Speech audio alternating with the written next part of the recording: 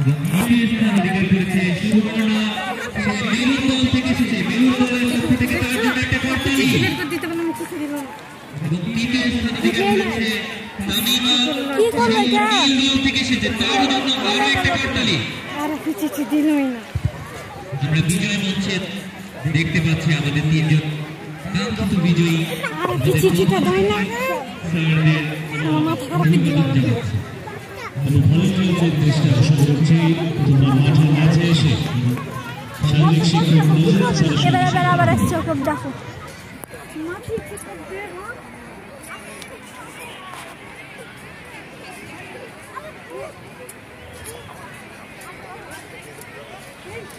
এরপরের ইভেন্টটি ছাত্রদের 4x100 metre relay, নবম এবং দশম শ্রেণী।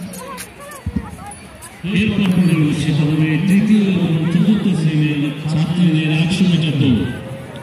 তৃতীয় এবং চতুর্থ শ্রেণীর 100 মিটার দৌড়ে অংশগ্রহণকারী ছাত্রীরা তোমরা প্রস্তুতি নিয়ে রাখবে।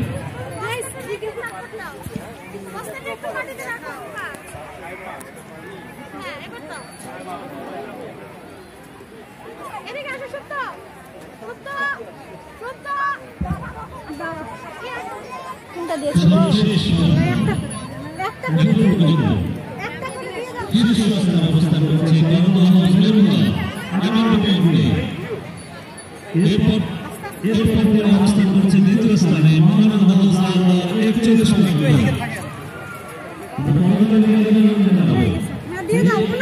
তৃতীয় স্থানে অবস্থান করছে তৃতীয়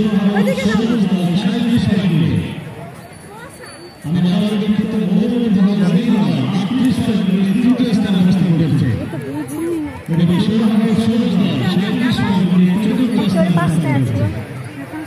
ঠিক আছে, ওর কাছে এটাই ঠিক আছে। দেখ